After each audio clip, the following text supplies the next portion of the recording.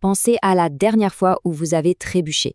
Avant même d'avoir eu le temps de se dire « attention, je tombe », les bras se sont sans doute tendus, les jambes se sont réajustées. C'est ça, le pilote automatique du corps en pleine action. Ces réactions ultra rapides, ce sont les réflexes. Et ils sont essentiels à notre survie, à chaque seconde.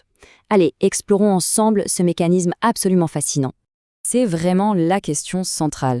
Comment est-ce possible de réagir plus vite que sa propre pensée? Comment peut-on retirer sa main d'une plaque brûlante avant même de ressentir la douleur? Eh bien, la réponse, elle se cache dans une sorte de raccourci incroyable du système nerveux. C'est ce circuit qu'on va décortiquer aujourd'hui. Pour bien comprendre ce raccourci, il faut commencer par les bases. D'abord, qu'est-ce qu'un réflexe au fond? Quel est son schéma de fonctionnement?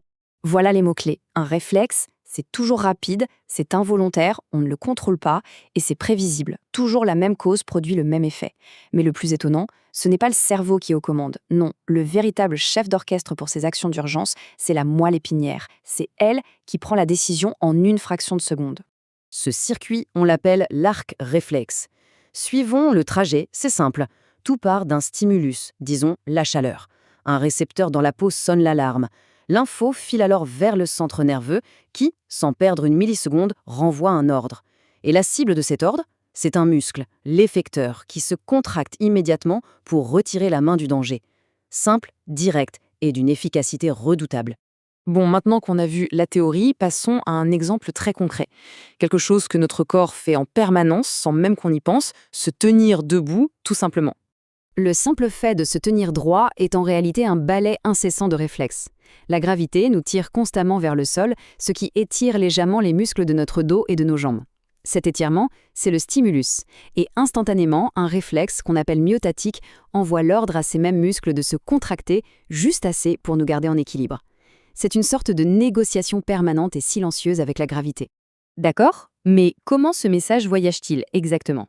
On va maintenant zoomer et suivre le signal à la trace, à l'intérieur même du circuit nerveux. Le trajet, c'est une boucle en 5 temps, ultra rapide. 1. Le muscle est étiré. 2. Un message sensitif part à toute vitesse vers la moelle épinière. 3. Le centre nerveux là-bas traite l'info. 4. Un ordre moteur repart aussitôt. Et 5. Le muscle qui a été étiré au départ se contracte. Un aller-retour bouclé en un clin d'œil. Regardez ce trajet en action. Le signal part du muscle du pied et il remonte le long de la voie sensitive, la voie en bleu. Arrivé dans la moelle épinière, il fait une seule et unique connexion, un seul relais, avec le neurone moteur. Et paf, l'ordre repart immédiatement par la voie motrice, en orange, pour dire au muscle de se contracter. C'est une véritable autoroute de l'information, sans aucun feu rouge. Depuis tout à l'heure, on parle de message, de signal, mais de quoi est-il fait au juste? Quel est ce langage secret qu'utilisent nos nerfs? Alors voici le messager, c'est le neurone. C'est une cellule vraiment très spécialisée. On peut voir les dendrites, qui sont comme des antennes pour recevoir l'information, le corps cellulaire qui la traite, et puis ce long câble, l'axone, qui la transmet parfois sur de très longues distances. Et le message lui-même, le voilà, c'est le potentiel d'action. C'est en fait une toute petite vague électrique, un flash ultra rapide. Regardez le graphique, la charge électrique de la cellule bascule soudainement. Elle passe du négatif au positif, puis revient à la normale. Et tout ça en seulement quelques millisecondes. C'est l'alphabet de base de tout notre système nerveux, son 0 ou son 1. Ce flash électrique, il obéit à une règle très simple, la loi du tout ou rien. C'est-à-dire que soit le stimulus est assez fort pour déclencher la vague, et dans ce cas, elle part à pleine puissance, soit il ne l'est pas, et il ne se passe absolument rien. Il n'y a pas de demi-mesure. Alors comment le système fait la différence entre une petite caresse et une grosse brûlure? Pas par la force du signal, qui est toujours la même, mais par sa fréquence. Une caresse, c'est quelques flashs. Une brûlure, c'est une véritable rafale de flash à la seconde. Et à quelle vitesse ce message peut-il bien voyager? Le long de certains de nos axones les plus rapides, il peut atteindre 360 km/h. Oui, c'est plus rapide qu'une voiture de Formule 1. C'est bien cette vitesse qui permet à nos réflexes d'être quasi instantanés. Ok, on a donc vu le message électrique qui se propage le long d'un neurone. Mais comment fait-il pour passer d'un neurone à l'autre, ou d'un neurone à un muscle? Il y a un petit espace entre les deux. C'est la dernière pièce du puzzle. Cette citation explique parfaitement le problème. L'électricité ne peut pas simplement sauter à travers cet espace qu'on appelle la synapse. La solution du corps est donc brillante. Il va changer de langage. Il passe d'une communication électrique à une communication chimique, grâce à des molécules spéciales, les neurotransmetteurs. Et voici comment le saut se produit.